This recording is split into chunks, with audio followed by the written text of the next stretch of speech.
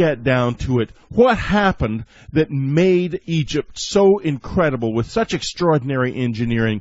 Ed thinks he knows. He's got some really fascinating new ideas. But first, Linda Moulton Howe is going to be with us. She has just interviewed a professor, and listen close. His accent is a bit thick, but it is worth listening to because what he is talking about is the possibility that a red rain that fell in Kerala province in India a few years ago is an extraterrestrial life form. There's very serious studies going on in with this material. It is extraordinary. You might be hearing the first report ever of extraterrestrial life, and it is so strange. And then for our subscribers, William Henry and Ed Malkowski revealed some amazing secrets that are very, very well worth knowing. So if you're not a subscriber to Unknown Country, join the best and biggest subscriber section of its kind in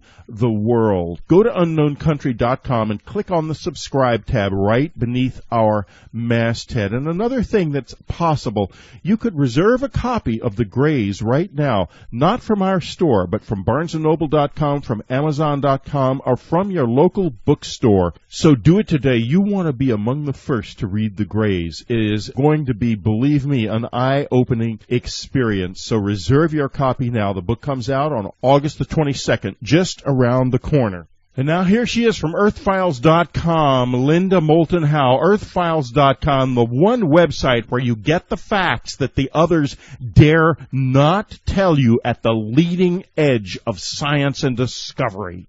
There was the most provocative title in the April 4th, 2006 journal, Astrophysics and Space Science.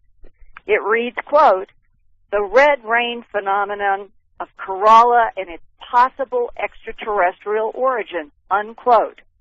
Kerala is called God's own country and is situated on the Malabar coast in southwestern India.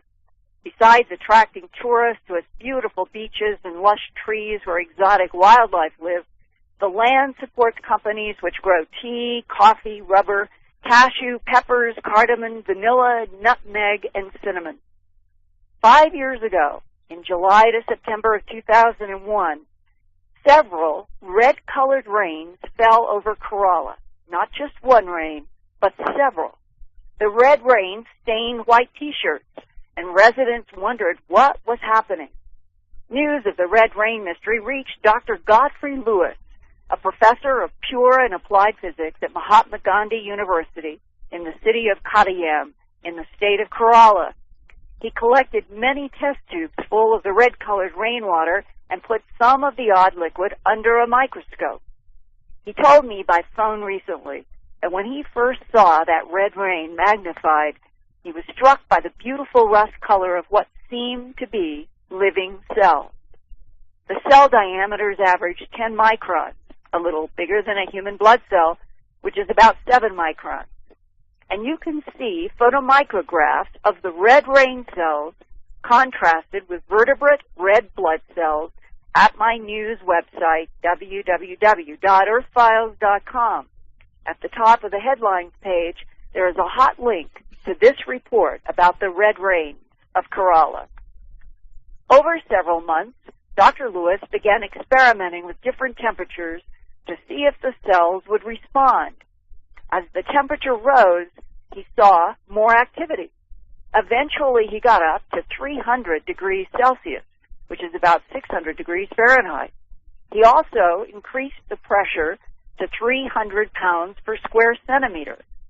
It's assumed that normal Earth life would die at such a high temperature and pressure, but the red cells in the Kerala rainwater seem to thrive. During his experimentation with temperatures and pressures, Dr. Lewis studied the cells under a microscope. As he watched, the cells produced smaller cells internally that were colorless or whitish. He began calling those new little cells daughters of the original mother cells. Once he counted as many as 15 daughter cells bud inside of one of the adult mother cells. As the daughter cells grew, their cell walls also became red, and eventually the daughter cells erupted through the wall of the mother cell. This is clearly a process of replication.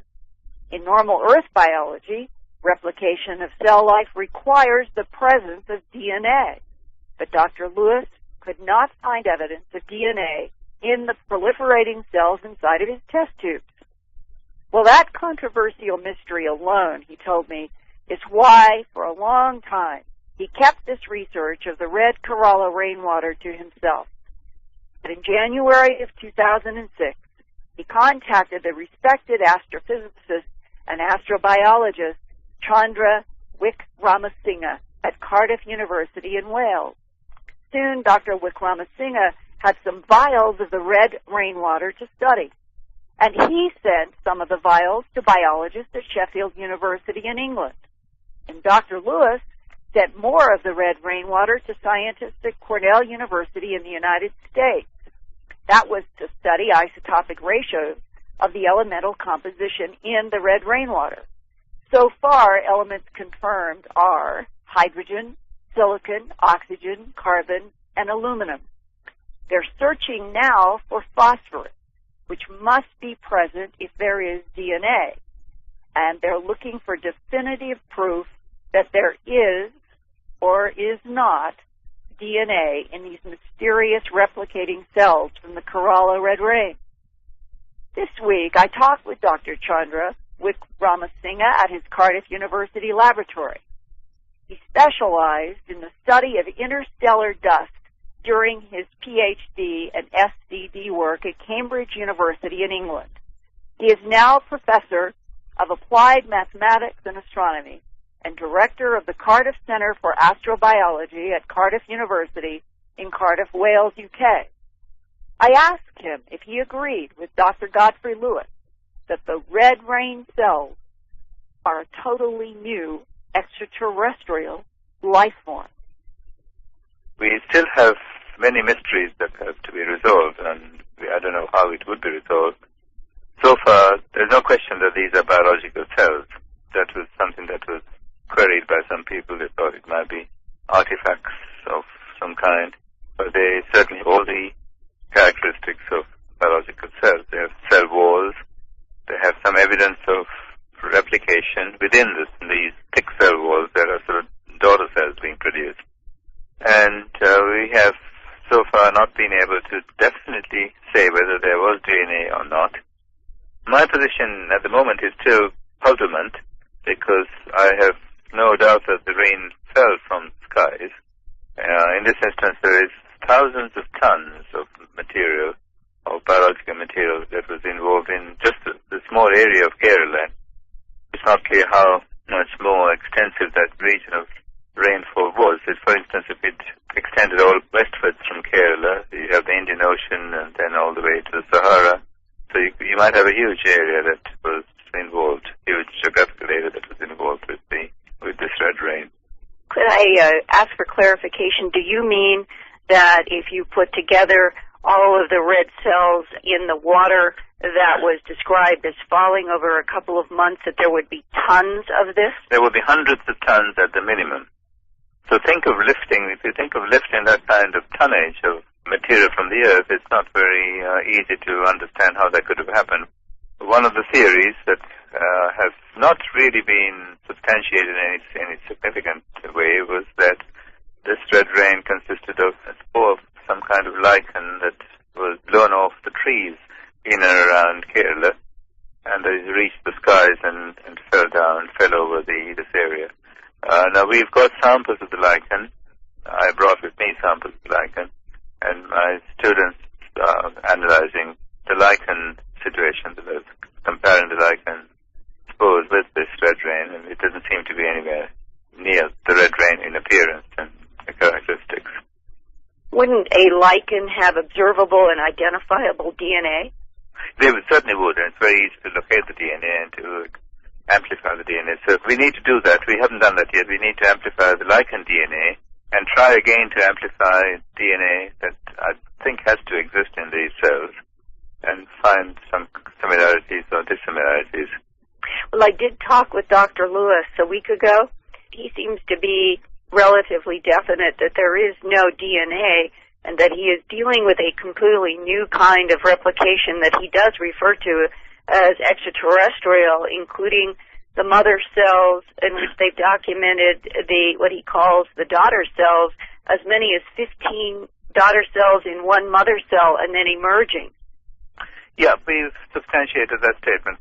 There is already a replication cycle in the whole sample that we have. There are some cells that have 2 or 3 daughter cells. Some have more than that. What I have to conclude at the moment is I'm not sure that his claim for no DNA would hold up to rigorous scrutiny. I think he likes to think that there wouldn't be any DNA, and one of the arguments is that his own replication experiment was carried out under high pressure at 300 degrees Celsius. At 300 degrees Celsius, normally you would not expect any fragile molecule like DNA to survive. But I explained to him, and I think he's aware of this, the combination of high temperature and very high pressure would prevent the breakup of even a fragile molecule. And if there is no DNA in all of these cells, then it means that you have some form of replicating life that is not understood at all? Absolutely. If that's the case, it's very exciting, but I think as far as we know, all life depends on DNA, and there has to be some pattern-holding template in life, because replication means that patterns are held.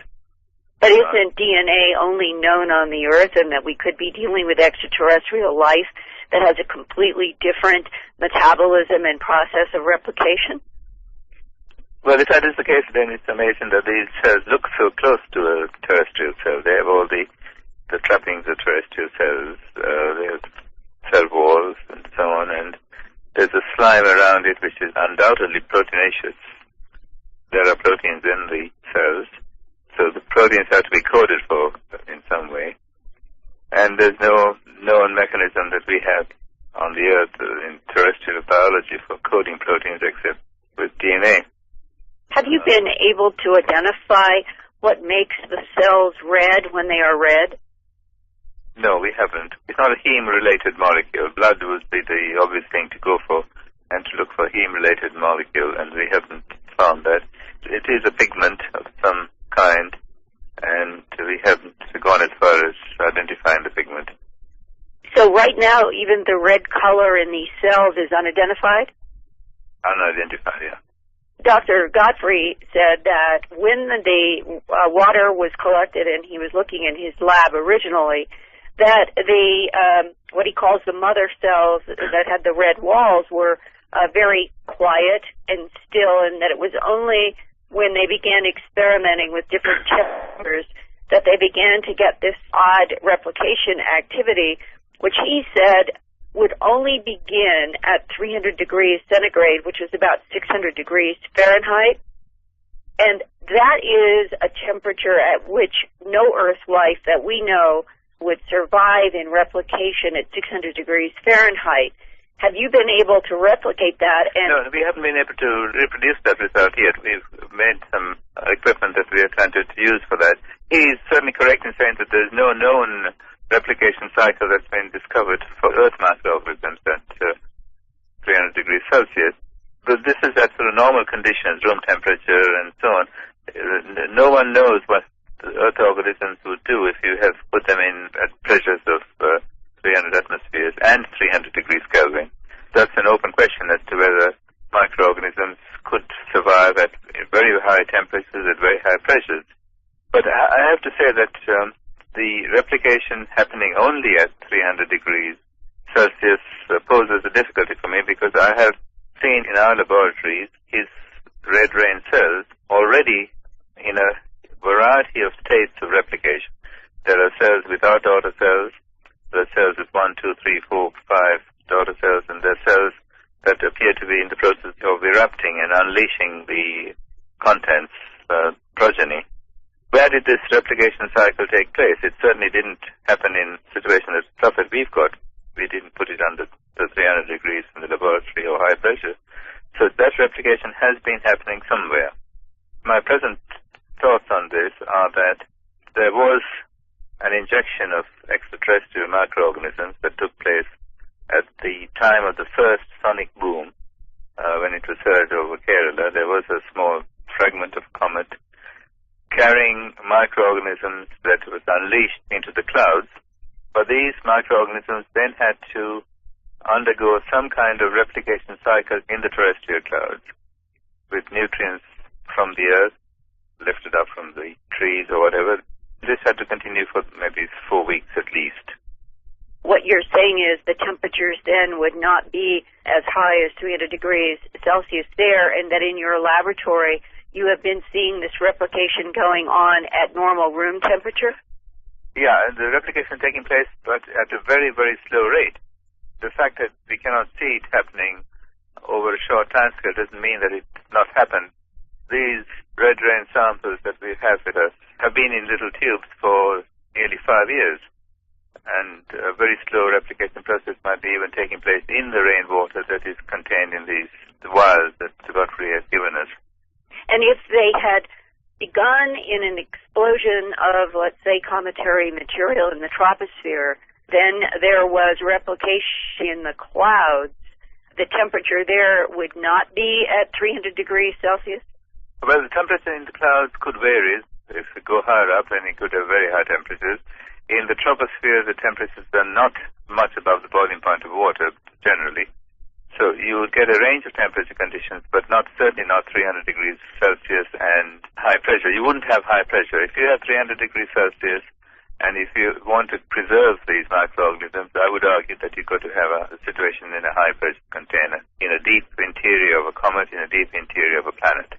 If these are cells that can survive at 300 degrees Celsius and 300 pounds per square centimeter, 300 pounds per square centimeter pressure, and that's when they have the most rapid growth. You're saying that there still is replication of the mother cells with daughter cells in them that come out at lower temperatures and pressures. Yeah, I've got to argue that because I've got to make that case because I find that the cells in the containers, in the vials, are alive. They respond to stimuli. There are stains that the biologists have used to determine the viability of cells. These are viable cells, and they have very fragile structures within them. If it was just lying around without metabolizing for 5 years, they would be just dead. There is an exchange of material between the rainwater and the nutrients in the rainwater and the cells taking place within these tubes, I think. What if this is an extraterrestrial life form that does not have DNA in it but can replicate at all these different temperatures and pressures? What if? Okay, I mean, that's a big if, but I think if that is proven, then we have a totally new life form that we know nothing about. I don't like to deal with things that we know nothing about.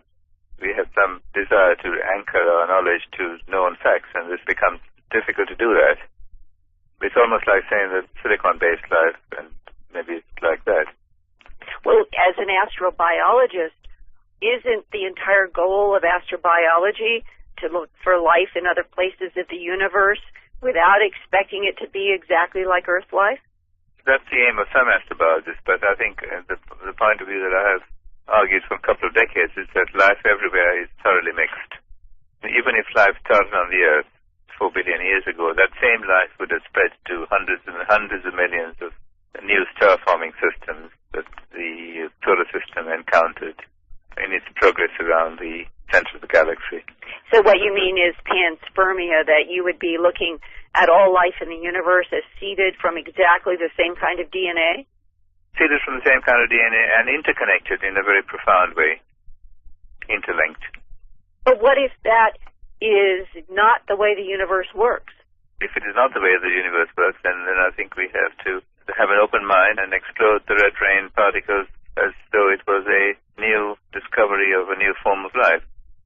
Has there been any epidemiological study of the Kerala region to see if there was any increase in disease or any impact from hundreds of tons of this material coming down on that region? We did meet up with various people and we asked them whether there was any adverse effects that were noticed, and the answer was no, they didn't notice anything.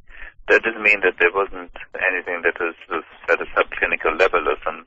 There was something disastrous, dreadful happened from it. Mm-hmm. Philosophically, why do you take the position that all life in this vast universe would have the same DNA? Because I think we are part of a connected solar system formed from material that was recycled through many stars, material that was recycled through many interstellar clouds, of which we know there are hundreds of billions of these clouds, and they're chock-a-block with organic material. So I think that we are connected. Material from which the Earth formed, material out of which life formed on the Earth is certainly connected to a much bigger universe. So I take the view that we are part of a connected chain of beings that exist, reaches from the Earth all the way to the most distant parts of the cosmos. And if these red rain cells turn out to be a completely new alien extraterrestrial form of life, what would the implications be for you? The chain of life is still the main thread through the universe, but then there is a continual process by which new life forms are also generated, and that we have not interacted with those new life forms, with those strange life forms, and this is one of the first that we've encountered. Perhaps by August or September of 2006, Dr. Wick Ramasinghe and his Cardiff and Sheffield colleagues hope to have more information about two major questions, and I'll report their answers at Dreamland and Earth Files. And these are the questions. One, do the Kerala, using his pronunciation, do the Kerala red rain cells have DNA? And could the red rain cells be an unidentified form of yeast or lichen cells from Earth, even though so far nothing has matched? And if the red rain cells came to Earth in ice from a comet that made the one sonic boom heard only once in July of 2001, where did the comet get the red cells? And if the answer to those first questions is no, what can be learned about extraterrestrial cells that don't fit the hypothesis of panspermia, in which all life in the universe would have been seeded from the same DNA? Whitley, we are on the cusp of perhaps encountering life that is truly not like any life we have ever seen. Well, you know, Linda, they're talking about one of the most incredible discoveries in history, and so naturally they're being extremely careful. When this comes together, it's going to be huge, absolutely huge, because there's really no place on Earth this stuff could have come from. The nice thing is that Dr. Wick Ramasinghe and Dr. Godfrey Lewis both have said that they would be happy to stay in touch with me, and that whatever the latest news is, want to publish again, that I'll be able to report with them. And I think that a lot of reporters just don't realize the significance of this discovery.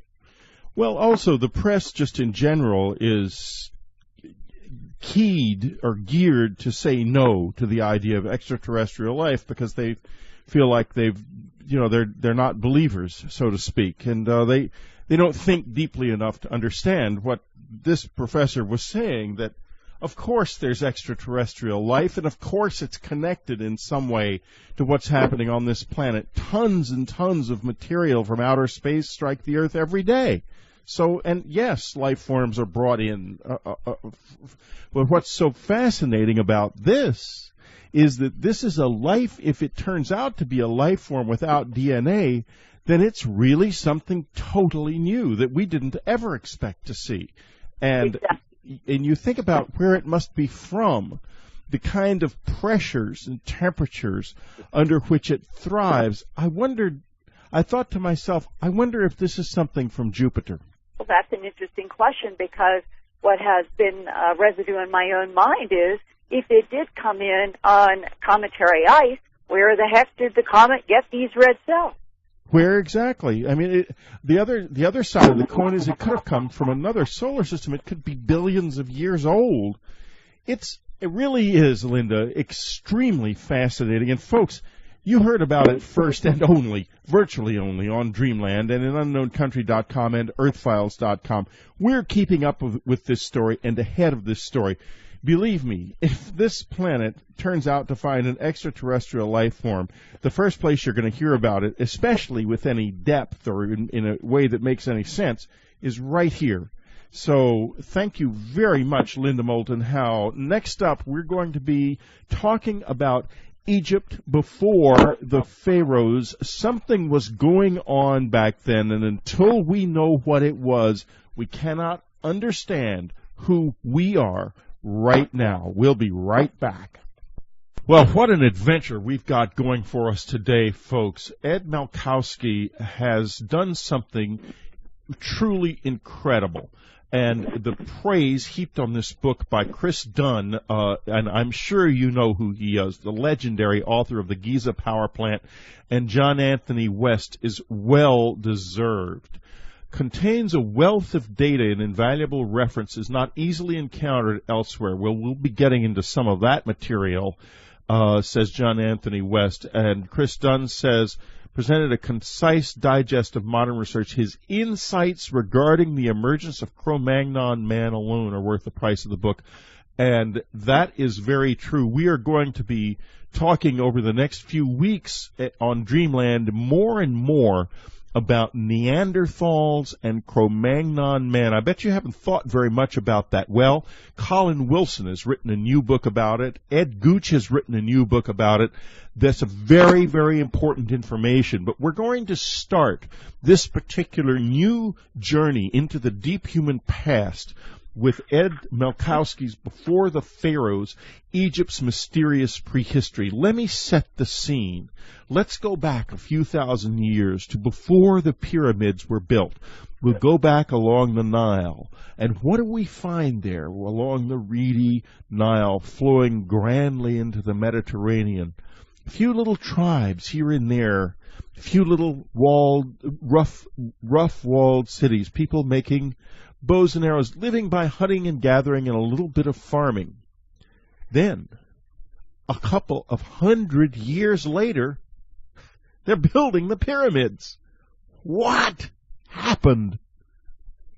They're making out of a substance called diorite utensils, pots and plates and so forth, jars, that we would have trouble making today. What happened?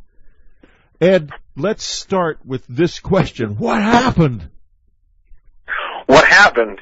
Yeah. Those tribespeople that moved into the Nile Valley found all that stuff. It was already there. The pyramids on Giza were there. All those nice and neat pottery and utensils, that was already there. There was a previous civilization that existed. Who knows how old, but all that stuff was already there. So if it was already there, let's try to find out, and Ed, I think you're probably going to be able to help us do this. Who put it there, and why did they disappear? Sure.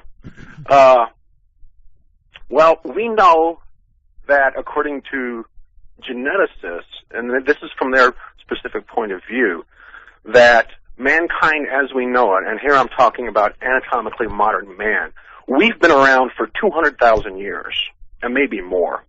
If you go by the way of Michael Cremo, we've been around for more like 2 million years.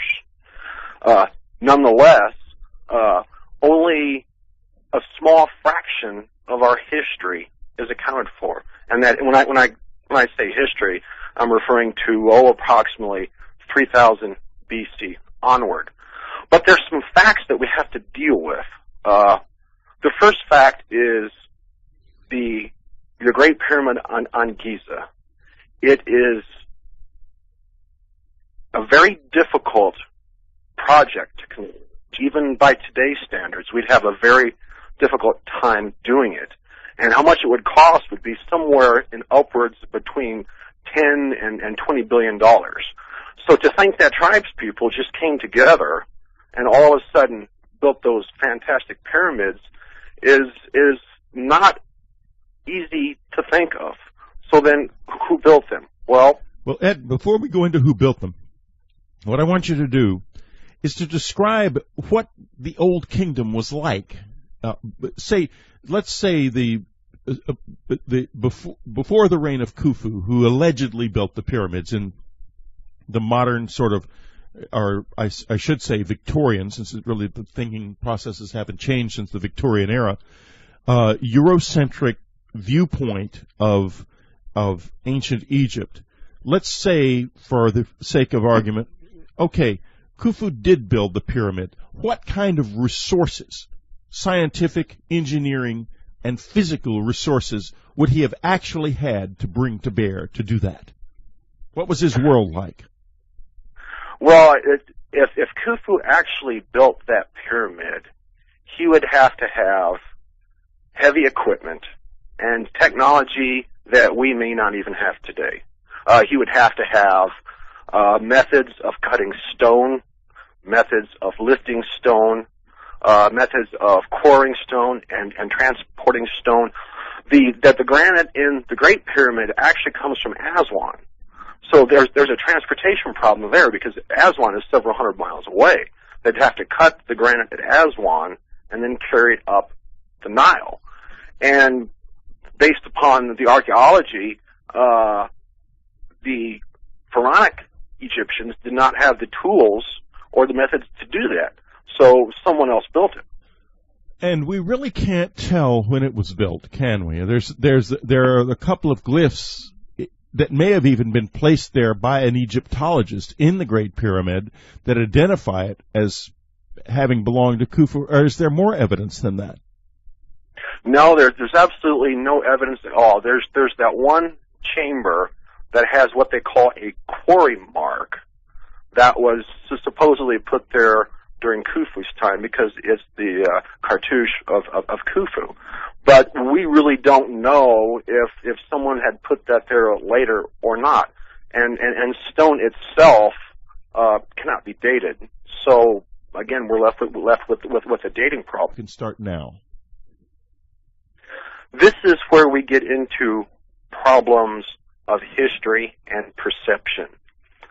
History is taught in our educational institutions as if it were a fact, and the standard idea of history is that mankind evolved from a lower life form, and then suddenly he started writing about 5,000 years ago, and history has gone on since. However, the truth is we really don't know what happened in history. History is not really a fact. History is more of a theory. And what I see one of the main problems in history is that you have a multitude of different theories trying to explain what happened and when it happened. And one of the big things I think is overlooked is the actual nature of mankind himself. And that is our conscious experience. It's kind of like a fifth dimension to the universe. There's 3 spatial dimensions, and then there's a 4th dimension of time. And there's really, I think, a 5th dimension that's our conscious experience. And I think that's the true nature of man. So if we're going to say that mankind has been around for at least 200,000 years, then we also have to assume that mankind has had our conscious experience and our intelligence for that amount of time. This sets the stage for a civilization, or even more than one civilization, it could be even several civilizations, to have actually come and gone in the past. And under a destruction, this civilization can be wiped out. And we know from geologic history that the Earth has been hit by asteroids, it's been hit by comets. There's been cataclysms that almost entirely wipe the planet out, and then life starts over again. And I think what we see in Egypt with the pyramids, with the precision machining, this all goes back to an older civilization that had achieved a level of technology that's just as good as our technology today. Now, it's not the same technology. It's a little bit different technology. It may be better, it may be equal, but nonetheless, it is there, and we have to explain that evidence somehow.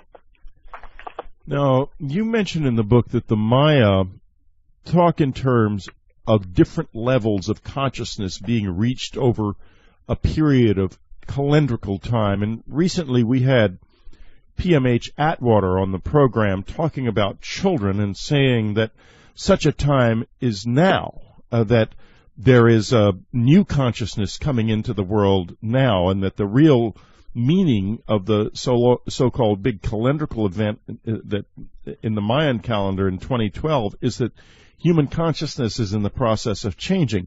Was this a factor in the past? Oh, absolutely. Absolutely, and I agree with him. Here we have to take and look at the world a little bit through the eyes of a physicist. What modern physics, quantum physics, tells us is that reality is subjective and not objective. And that the nature of all reality, this includes humans, is what they call a wave function. And this wave function is simply an oscillation going from a peak to a valley of energy. Now, energy is nothing but movement. And you can't ask the question movement of what, because they don't really know. It's just movement. So this is what our physicists say the nature of reality is. And I believe that consciousness is of that same nature. And like the wave function, civilizations come and go. They ride that oscillation going from a valley to a peak, and then a valley, and then to a peak again. We can even look at normal history, traditional history in the past 5,000 years, and we can see that this happened. We know that civilization got bigger and better, kind of culminating with the Roman Empire around the 1st century BC, going all the way through 3rd century AD. And after the Roman civilization fell, civilization in Europe and the Mediterranean fell into a dark age, okay?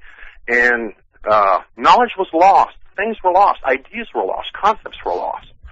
And then a few hundred years later, maybe 500 years later, civilization starts to slowly come out of that.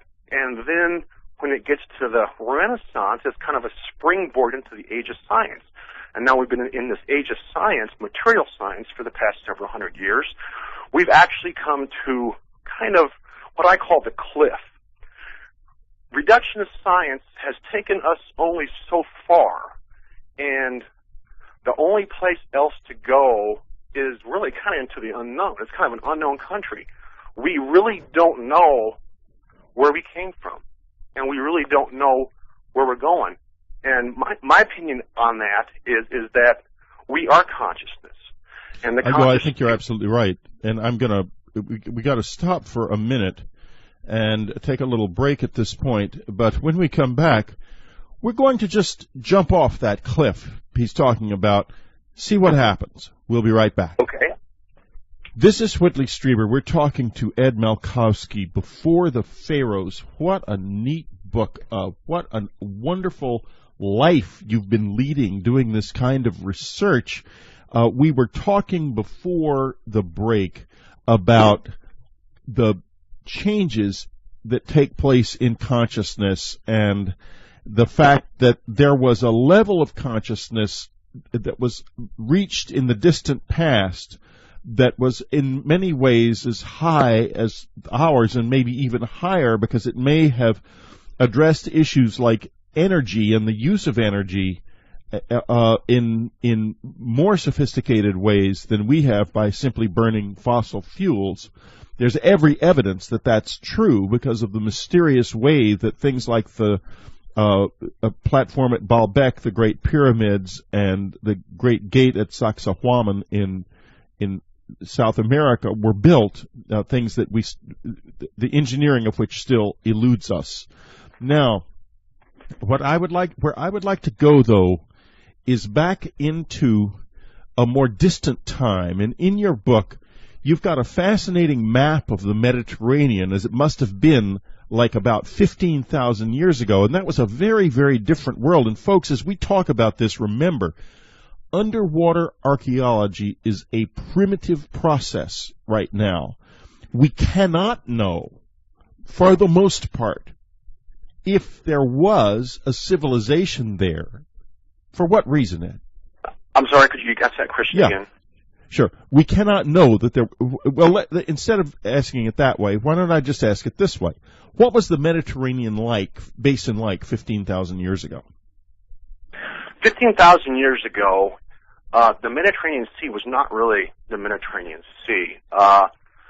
It was a series of 4 or 5 Great Lakes, kind of like the Great Lakes here in North America. Geologists know for a fact that the Mediterranean Sea has moved between being a series of lakes and dry in areas back to being a sea. And it's done this several times. Now, traditionally, they say that the last time the Mediterranean was a series of lakes and there was more dry land around it, they say it was 1 million years ago. But I think that that's not the case. I think it happened more recently than that, and that there was an actual civilization living in and around those lakes. And why I think that is, if you look at the migration path of man, they say that mankind, we started in South Africa about 150 to 200,000 years ago. And then we migrated northward into Central Africa, and then into Northern Africa, and this occurred, about 100,000 years ago. And about 80,000 years ago, then we started to move into the Middle East, and 40,000 years ago, then we moved into Western Europe. Now, Western Europe, 40,000 years ago, is the best evidence that we have for this latest occurrence of mankind. And here I'm talking about Cro-Magnon, all those cave paintings, all the artifacts. Suddenly, it appears that Cro-Magnon just appeared in Western Europe 40,000 years ago. That's kind of how the archaeologists and the anthropologists look at it. But there's a problem with that, because Cro-Magnon simply just can't appear from nowhere and just be there. There's been various theories on how to deal with this. Some say that Cro-Magnon migrated from the east. They migrated from Asia, and they moved towards the west. However, the problem is with that is some of the sites in the west are actually the oldest sites when compared to the east. So what I think happened is that a civilization began in Central and North Africa. And when people migrate, and explore, they usually take their families with them. They create a home base, and then they send explorers out and go out further. And then as civilization grows and the population grows, their perimeter of civilization gets farther and farther out. Also during that time, the climate around these Great Lakes, which was the Mediterranean Sea, it would have been an almost perfect place to live. You have plenty of fresh water. It's going to be a very temperate climate. It's the perfect place for a civilization. And if we look at all the records, the archaeological records, that is where most of those people lived at the time. So then, what happened to them? We have a sudden appearance of Cro-Magnon 40,000 years ago, and we also have a sudden disappearance of them about 10,000 years ago. And what happened at 10,000 years ago, and here we don't know exactly what kind of cataclysm it was. It could have been an asteroid. It could have been a comet. It could have been a galactic core burst, like Paul Lavaletti theory puts forth. But we do know for a fact that there was a global cataclysm around 10,000 years ago. And we know this because there's been hundreds, if not thousands, of species that have gone extinct. Here I'm talking about the mammoth, the saber-toothed cat, the giant beaver, and all those other animals that died at the end of the Ice Age. Well, if there's a civilization that existed at that time in the Mediterranean, they would have suffered this catastrophe just like all the other animal life suffered on the planet. And I think that is what brought the civilization into ruin. And people did survive it, and they went on and continued. And later, as they began to repopulate, these are the people that reoccupied North Africa, and then later made their way back to the Nile Valley and became the Pharaonic Egyptians. Now, there's a lot of political unrest about who the ancient Egyptians were, and I firmly believe that the ancient Egyptians, both Pharaonic as well as pre-Pharaonic, and there I'm referring to the civilization before, they were native Africans. They had always lived there. Mankind had always lived there. And we have evidence all around the Mediterranean. You mentioned Baalbek previously. Baalbek is a fantastic temple of ruins. There's a foundation on a wall that's not really part of the newest part of Baalbek, but it's really an older part. And there's 3 blocks that are put together that are estimated to weigh 1,200 tons each. And then there's a 4th block that weighs 1,200 tons still left in the quarry that they didn't move to the site. Now, these blocks are so huge that I don't even think we could move them today. That's how big they are. Well, let's talk a little bit about that. Let's talk about the state of rope technology. As we have rope from as far back as the Middle Kingdom in Egypt. We know how it was made. And we also know for certain that no amount of that rope could be used to pull these blocks. It's not possible. The physics of it don't work. That's absolutely correct. There was a documentary just on the other night called The Flying Pyramids, and this lady, I can't remember her name, she was researching the possible use of air power and kite flying to erect the Egyptian obelisks and to lift blocks for the pyramids. She was very successful. Her and her team were very successful on doing the smaller blocks and the smaller obelisks. But when they traded out their new equipment for old equipment like the ancient Egyptians would use, they had to go back to rope. And even on a small obelisk like 15-ton obelisk, their ropes broke. They couldn't handle it. So we end up in a situation where we don't have an explanation for how it was built, and yet it's there. The same thing is true of Sacsayhuaman in South America. The same thing is true of the mysterious non-medal structures in the Caroline Islands in the Pacific.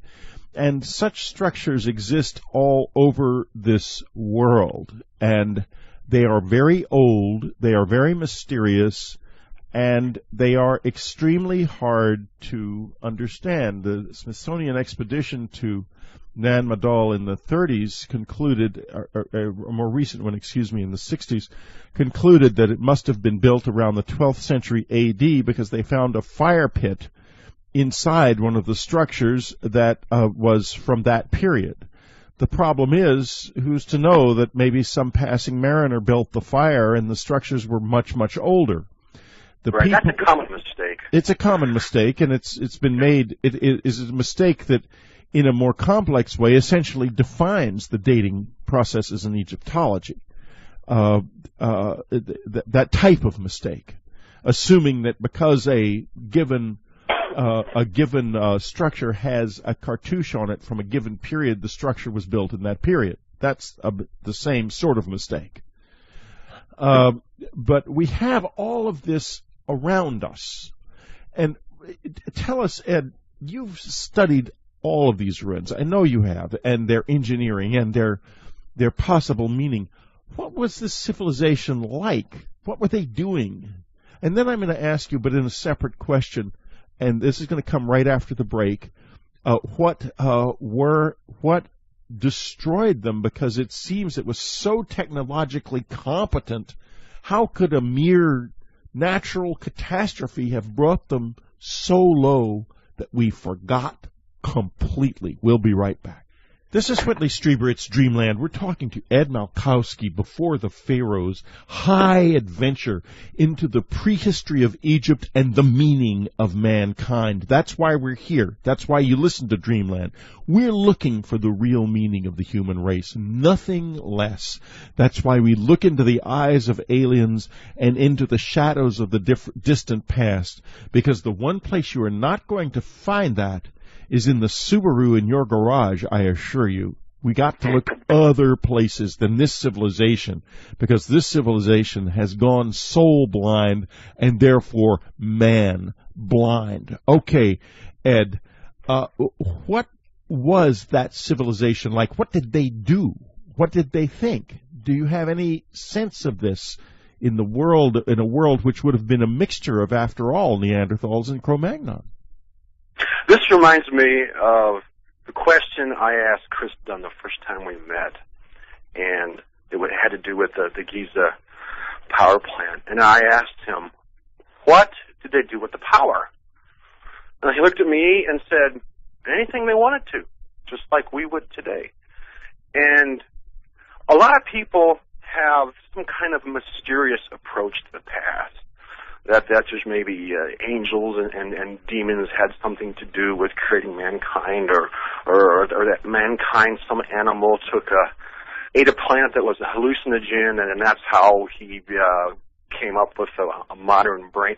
I don't think any of that's true. I think the true nature of man is energy and consciousness, and that we create our own reality. And that civilization back then, they were doing, for the most part, the same things that we do today. They are us. Abstractly, mind, here I'm talking about mind, they are us. They were living like us. They were socializing like us, raising families, trying to find a way to make life easier. And their philosophy, this is one of the most amazing things about ancient Egypt, is when you really start to get into their philosophy, you find out that their understanding of nature is at a level equivalent to our quantum physics today. And what I'm referring to is that the ancient Egyptians believed that mankind was the cosmos. Scholar de Lubitz calls it the man-cosmos, the anthropocosm. This was their understanding of nature. And today, a lot of historians, they misinterpret all of these different symbols to say that the Egyptians had like 2,000 different gods. But that's not correct, because if you really read the ancient Egyptian texts, you find out that they did believe in a single source. Okay, they were monotheistic, so to speak, and Atum was the all-knowable, the absolute, and all the others gods, which are not really gods, they're actually called neiters, they were a product of that one source. And when you look at them more objectively, you find out that all these various neiters or gods really represent scientific principles. For example, let's take the Pharaoh's diadem. There were two main symbols on the Pharaoh's diadem. There was a serpent and there was a falcon. Actually, the serpent symbol we find everywhere in prehistory. Just about every ancient culture venerated the symbol of the serpent. But back to the Pharaoh's diadem. these two symbols represented nature.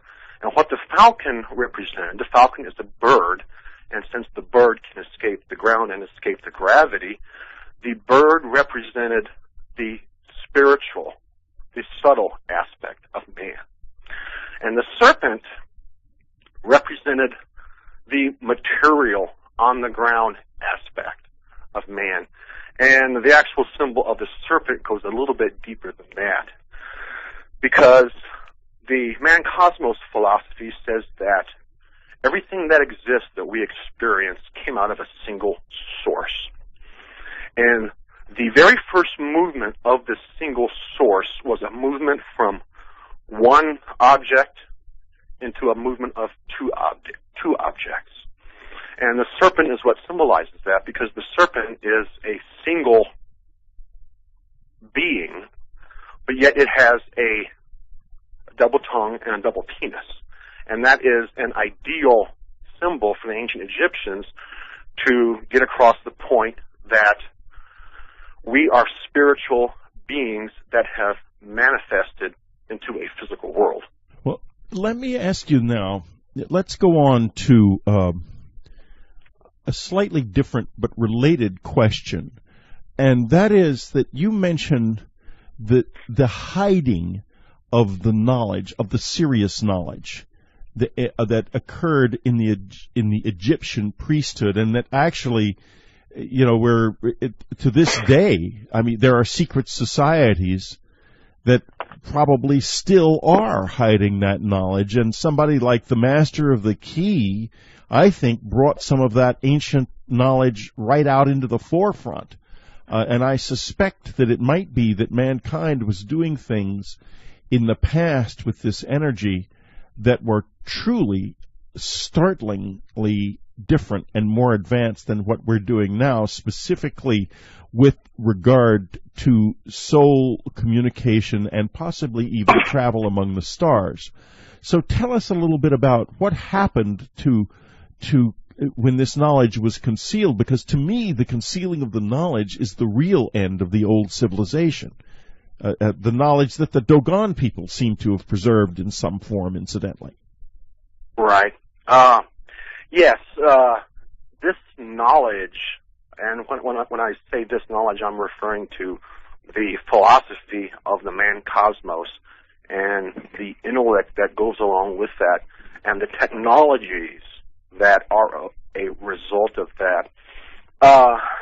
It's dangerous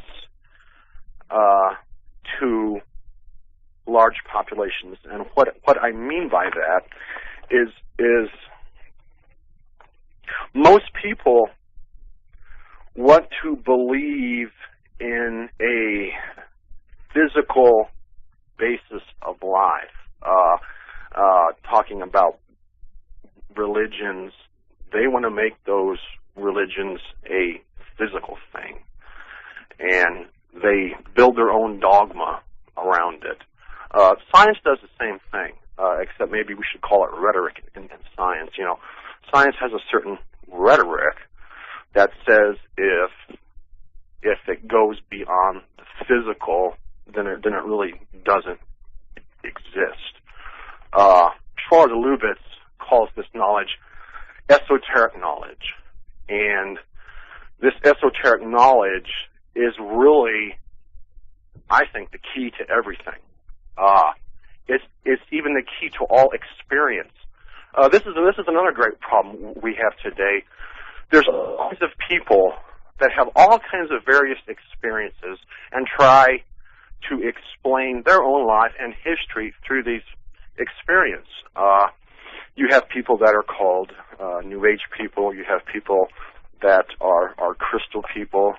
You have people that are part of the alien abduction experience. You have people that are part of various different experiences. And what I'm saying is all these experiences are actually true.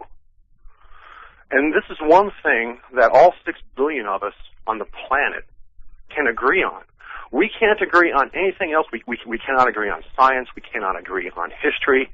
can't agree on politics, can't agree on religion, but the one thing that all of us can agree upon is that our conscious experience is real. That is one thing we all agree on. And the secret knowledge of a civilization is if you have a population of people moving in this esoteric knowledge of collective consciousness, okay, and here I'm going to kind of use a Bible verse from the book of Genesis. Once you get people moving in this way, then nothing is impossible to them. They can accomplish anything. That's the secret. And as a result of that, this civilization many thousands of years ago, they were able to create a high civilization, probably even beyond our own imagination. Exactly, even beyond our own imagination. And the question of what they actually saw and how they saw the world is fascinatingly addressed in Before the Pharaohs. And in particular, I refer to the little chapter with the illustrations about the seated scribe from a 5th Dynasty tomb at Saqqara. Can you tell us a little bit about this absolutely amazing sculpture and about the eyes in this sculpture that tell us clearly that even in pharaonic Egypt, they still had scientific knowledge of a very advanced sort. We can see it right there in this statue. Absolutely, they did. Those people that reoccupied the Isle Valley in 3000 BC, they were the descendants of the survivors of the cataclysm in 10,000 BC. And they did retain some knowledge and some techniques and tried to carry forward as best as they could. Now, that seated scribe, there's actually two of them. There's one in the Cairo Museum, and I believe there's one in the British Museum. And in the Louvre. There's one in the Louvre. I've seen the one in the Louvre. That's correct. The technology to create those eyes is really just as high level as the technology it took to create the Great Pyramid or to create the precision machined granite boxes of the Serapeum. The eyes of these statues are about as lifelike as you can get. And if you walk in front of the statue will appear to follow you with its eyes, like it was alive. A couple of scientists, 5 or 6 years ago, were very fascinated with this seated scribe, and they went and tried to replicate exactly how these eyes were made. And they did replicate it, but the conclusion was they were absolutely fascinated that the ancient Egyptians had this technology that really is the technology of today. They were flabbergasted by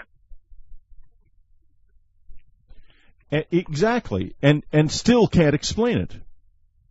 That's correct.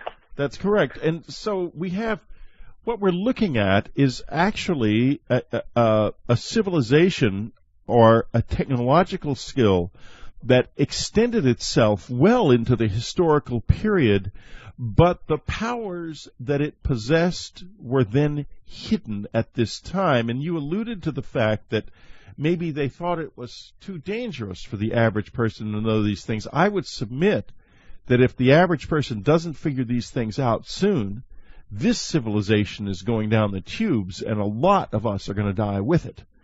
This is one of the reasons I'm still struggling on the radio after all these years on this mission that completely possesses my soul, because I think that we can do this. And I think that's why people like you are so terribly, terribly, terribly important, because you are willing to look at the past not through the mask of secrecy that I think that you allude to, Zahi Hawass, And I'm sure you'll be talking with him in the subscriber section in the subscriber section with William Henry, who I think is one of the keepers of the secrets. He is a person who conceals rather than reveals.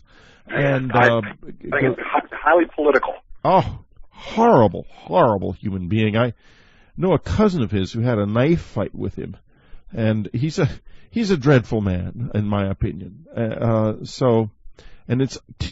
It's not unexpected that such a human being would turn out to be the guardian of these secrets in the present age. Not at all unexpected. Tragic, yes. Inevitable, probably also yes. What do you see the future bringing? And I know this is a bit of a left field question for somebody who works so hard in not just the past, but the very distant past. But you must see something reflected of the future in the work you do. Oh, absolutely. This actually, I am just finishing up a manuscript that I'm calling Secret Wisdom, Sacred Science, the technical and spiritual legacy of the ancient Egyptians. I've just finished that up and getting ready to ship it off. And I actually get deep into this subject, and I can certainly comment on that. If you go to Google, if anyone goes to Google, or just goes to the internet for that matter, or Amazon, and do a search on consciousness, or quantum brain, or quantum consciousness, or consciousness and physics, you will get a world of returns to go and read. I think civilization is really starting to realize that our true nature is abstract and that consciousness really is where it's at. So I'm kind of optimistic about that. Now, of course, then there's the other side of the coin that, if we look at history, there's been a number of cataclysms in the past. And it may also be the case that, consciousness truly is the wave function. And that we can only get so large and so powerful that some catastrophe will happen and we'll get bounced back to the Stone Age and have to start all over. But then again, there's another possibility that could it also be the case, and I think this may be more appropriate. It could be the case that we are still evolving as form. Consciousness does not exactly evolve. Consciousness expands and gains knowledge. Form is what actually evolves and changes. It could also be the case that the consciousness is actually creating a better form for the future, and that perhaps in the future we will reach some type of pinnacle where there's truly peace on earth and togetherness for all mankind. I take the optimistic view. Well, I wish I took the optimistic view, but I think we're going to go through a pretty darn major upheaval here. I think it's now inevitable that we've ignored the few things that we could do to make it less intense for a long time, and for too long. But it could be a natural thing.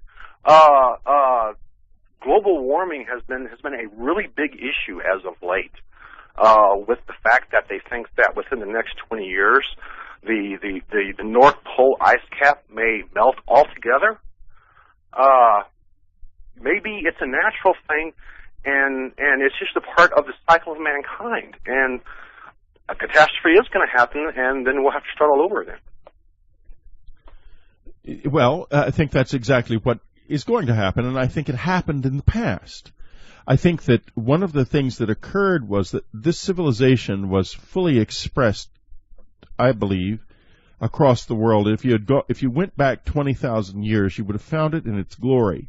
You would have found it in places where that are now primarily its centers were underwater or are now underwater, and that there was a combination of upheaval that dropped a lot of those centers very suddenly into the deep, giving rise to the legends of Atlantis, and a slower process in areas like the Mediterranean and the Indian Ocean, that as the glaciers melted, the seas rose, and these areas were covered with water. And the result of this was that the civilization's centers, and therefore the sources of energy that drove it, disappeared. If we had a situation now where our electrical power became unavailable to us in general throughout the world because of various catastrophes unfolding, this civilization would unravel in a matter of days. Absolutely. A matter of days. That's how big the threat is, and they went through this. There's no question about that. Let's say that did happen, okay?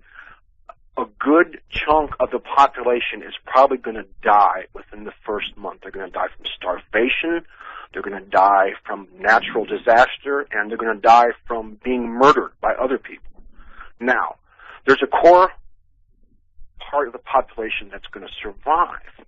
But by the second or third generation down after the catastrophe, that new generation of people are going to have no memory of what this civilization was like. They are going to have to completely recreate everything. Our technology, if this catastrophism did happen today, okay, our technology would be absolutely useless. Now, the stuff we could do with our hands, the stuff we could make with our hands, the small tools and stuff, we would still continue to do that, probably just like the Stone Age people did. We would continue to do that, but within 3 generations, the knowledge and the memory would be just a legend. And that's exactly how we see it in ancient myths and legends. Exactly. And because it probably did happen. It probably did happen.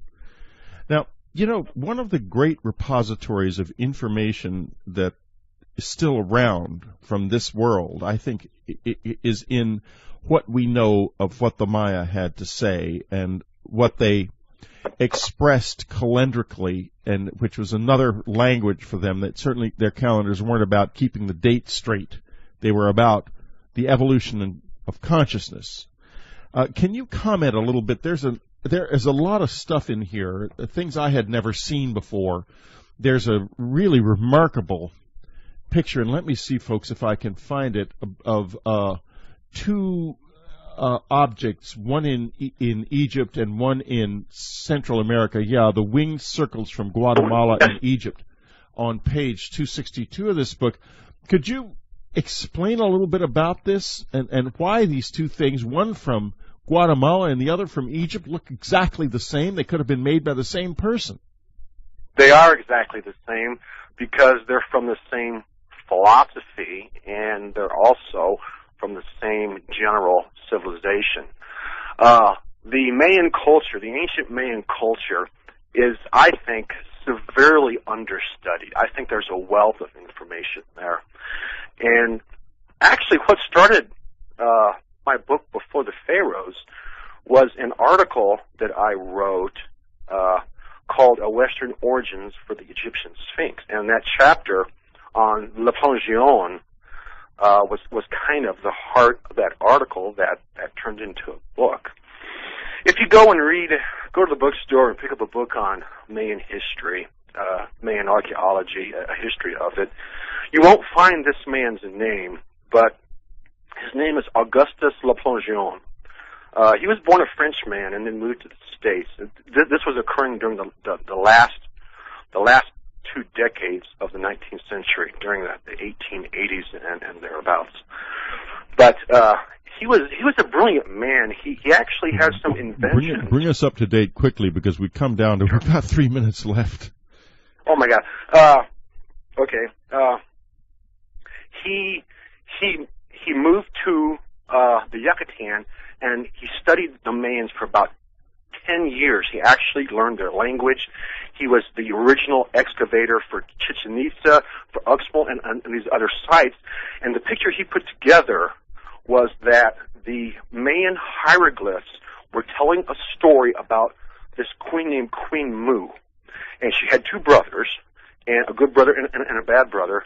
And the bad brother was jealous and wanted to marry her and killed the good brother. So it's like Isis with Osiris and Set. Exactly. The same journal myth. And she decided, because there was so much political unrest in her civilization, that she decided to go to Atlantis. And when she got there, she had found that Atlantis had disappeared beneath the waves. So she continued on to her cousins in Egypt. And once she got there, as a dedication to her fallen brother, she had the Sphinx built. Now, that's kind of speculative, and Auguste Le Plongeon took a lot of heat for that, and he was kind of marked out of history. But the work he did was fantastic. Now, lately, just in the past 10, 15 years, this is very, very interesting and has not been addressed thoroughly, I think. Scientists have found out that in pharaonic Egyptian mummies, there is evidence of cocaine as well as nicotine. Oh yes, and folks, don't listen to this statements that this material must have come from the pipes of Egyptologists. It's integral, and the studies are incontrovertible. Scientific studies that this material is so integral to these mummies, they had to have ingested it during life. Had to. Absolutely. I mean, this is an actual scientific fact that has been investigated. And what's really interesting is the lady, the chemist, who did the analyzing of the cocaine and nicotine, she was bombarded with hate mail because of her findings. Anyway, from the Egyptological community, no less. Yes, that's correct. But the point is that the Mayans and the Egyptians, there's so many similarities with their civilizations, and now there's actually concrete proof that they were, had relations with each other. Oh, yeah. I mean, you have to call a fact and say, because this is a fact, it has to be true. Well, if you're an Egyptologist, you don't have to call a fact a fact. What you have to do is ignore the facts that don't fit your religion. And it is right. A religion. It's nothing more than a set of beliefs at this point that don't fit history. But something that does fit history is Before the Pharaohs, Egypt's Mysterious Prehistory. Now William Henry and Ed are going to be in the subscriber section going on with what I suspect is going to be a riveting discussion, because William has heard every word of this. Is that not true, William? Yeah, that's absolutely right, and I'm thrilled to continue the conversation with that. And one of the things we will be talking about in more detail is Auguste Le Plongeon and his book, The Origin of the Egyptians, and what a landmark study this man made, and an unheralded discoveries of this person as well. So I'm very, very excited to talk with Ed on these subjects. Next week on Dreamland, an old friend will be with us, Maurice Cottrell, Jesus, King Arthur, and the Journey of the Grail, the secrets of the Sun Kings. Just like this show, don't expect that you've heard this before. This is really new. Observable and identifiable DNA? They certainly would, and it's very easy to locate the DNA and to amplify the DNA. So we need to do that. We haven't done that yet. We need to amplify the lichen DNA and try again to amplify DNA that I think has to exist in these cells, and find some similarities or dissimilarities. Well, I did talk with Dr. Lewis a week ago.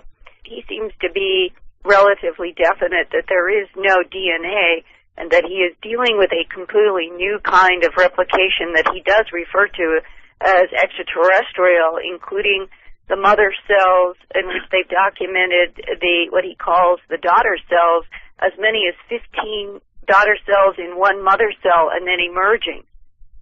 Yeah, we've substantiated that statement. There is already a replication cycle in the whole sample that we have. There are some cells that have 2 or 3 daughter cells. Some have more than that. what I have to conclude at the moment is I'm not sure that his claim for no DNA would hold up to rigorous scrutiny. I think he likes to think that there wouldn't be any DNA, and one of the arguments is that his own replication experiment was carried out under high pressure at 300 degrees Celsius. At 300 degrees Celsius, normally you would not expect any fragile molecule like DNA to survive. But I explained to him, and I think he's aware of this, the combination of high temperature and very high pressure would prevent the breakup of even a fragile molecule. And if there is no DNA in all of these cells, then it means that you have some form of replicating life that is not understood at all? Absolutely. If that's the case, it's very exciting, but I think as far as we know, all life depends on DNA, and there has to be some pattern-holding template in life, because replication means that patterns are held. But isn't DNA only known on the Earth, and that we could be dealing with extraterrestrial life that has a completely different metabolism and process of replication? Well, if that is the case, then it's amazing that these cells look so close to a new extraterrestrial life form. We still have many mysteries that have to be resolved, and I don't know how it would be resolved. So far, there's no question that these are biological cells. That was something that was queried by some people. They thought it might be artifacts of some kind, but they certainly have all the characteristics of biological cells. They have cell walls. They have some evidence of replication within these thick cell walls. There are sort of daughter cells being produced. And we have so far not been able to definitely say whether there was DNA or not. My position at the moment is still puzzlement, because I have no doubt that the rain fell from skies. In this instance, there is thousands of tons of material, of biological material, that was involved in just the small area of Kerala. It's not clear how much more extensive that region of rainfall was. For instance, if it extended all westwards from Kerala, you have the Indian Ocean and then all the way to the Sahara. So you might have a huge area that was involved, huge geographical area that was involved with this red rain.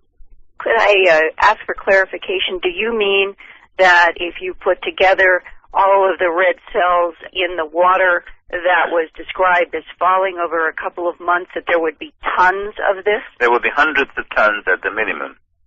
So if you think of lifting that kind of tonnage of material from the Earth, it's not very easy to understand how that could have happened.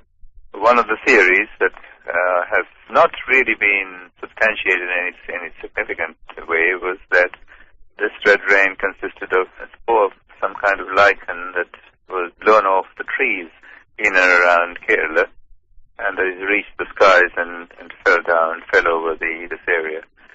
Now we've got samples of the lichen.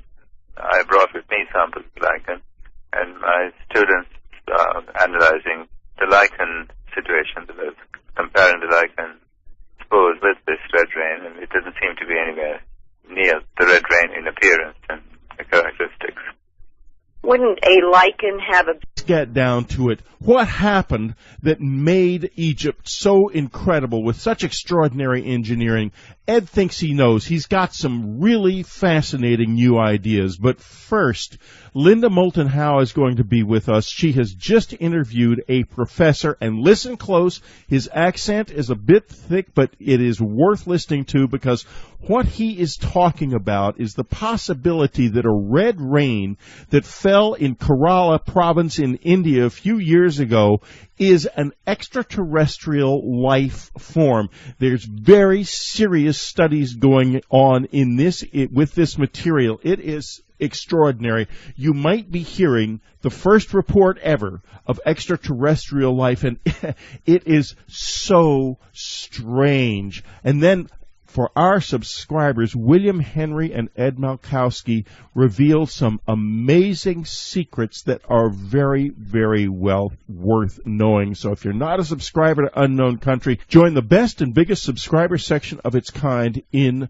the world. Go to unknowncountry.com and click on the subscribe tab right beneath our masthead. And another thing that's possible, you could reserve a copy of The Greys right now, not from our store, but from BarnesandNoble.com, from Amazon.com, or from your local bookstore. So do it today. You want to be among the first to read The Greys. It is going to be, believe me, an eye-opening experience. So reserve your copy now. The book comes out on August the 22nd, just around the corner. And now here she is from EarthFiles.com, Linda Moulton Howe. EarthFiles.com, the one website where you get the facts that the others dare not tell you at the leading edge of science and discovery.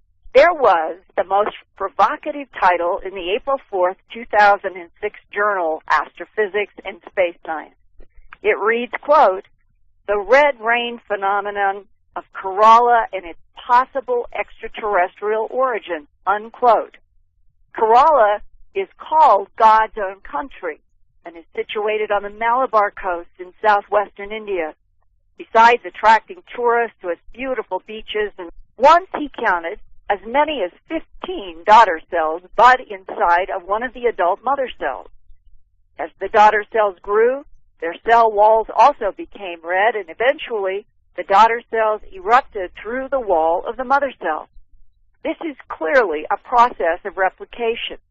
In normal Earth biology, replication of cell life requires the presence of DNA. But Dr. Lewis could not find evidence of DNA in the proliferating cells inside of his test tubes. Well, that controversial mystery alone, he told me, is why, for a long time, he kept this research of the red Kerala rainwater to himself. But in January of 2006, he contacted the respected astrophysicist and astrobiologist Chandra Wickramasinghe at Cardiff University in Wales. Soon, Dr. Wickramasinghe had some vials of the red rainwater to study, and he sent some of the vials to biologists at Sheffield University in England. And Dr. Lewis sent more of the red rainwater to scientists at Cornell University in the United States. That was to study isotopic ratios of the elemental composition in the red rainwater. So far, elements confirmed are hydrogen, silicon, oxygen, carbon, and aluminum. They're searching now for phosphorus, which must be present if there is DNA. And they're looking for definitive proof that there is or is not DNA in these mysterious replicating cells from the Kerala red rain. This week, I talked with Dr. Chandra Wickramasinghe at his Cardiff University laboratory. He specialized in the study of interstellar dust during his PhD and SCD work at Cambridge University in England. He is now professor of applied mathematics and astronomy and director of the Cardiff Centre for Astrobiology at Cardiff University in Cardiff, Wales, UK. I asked him if he agreed with Dr. Godfrey Lewis that the red rain cells are totally lush trees where exotic wildlife live. The land supports companies which grow tea, coffee, rubber, cashew, peppers, cardamom, vanilla, nutmeg, and cinnamon. 5 years ago, in July to September of 2001, several red-colored rains fell over Kerala. Not just one rain, but several. The red rain stained white T-shirts, and residents wondered what was happening. News of the red rain mystery reached Dr. Godfrey Lewis, a professor of pure and applied physics at Mahatma Gandhi University in the city of Kottayam in the state of Kerala. He collected many test tubes full of the red-colored rainwater and put some of the odd liquid under a microscope. He told me by phone recently that when he first saw that red rain magnified, he was struck by the beautiful rust color of what seemed to be living cells. The cell diameters averaged 10 microns, a little bigger than a human blood cell, which is about 7 microns. and you can see photomicrographs of the red rain cells contrasted with vertebrate red blood cells at my news website, www.earthfiles.com. At the top of the headlines page, there is a hot link to this report about the red rains of Kerala. Over several months, Dr. Lewis began experimenting with different temperatures to see if the cells would respond. As the temperature rose, he saw more activity. Eventually, he got up to 300 degrees Celsius, which is about 600 degrees Fahrenheit. He also increased the pressure to 300 pounds per square centimeter. It's assumed that normal Earth life would die at such a high temperature and pressure, but the red cells in the Kerala rainwater seemed to thrive. During his experimentation with temperatures and pressures, Dr. Lewis studied the cells under a microscope. As he watched, the cells produced smaller cells internally that were colorless or whitish. He began calling those new little cells daughters of the original mother cells.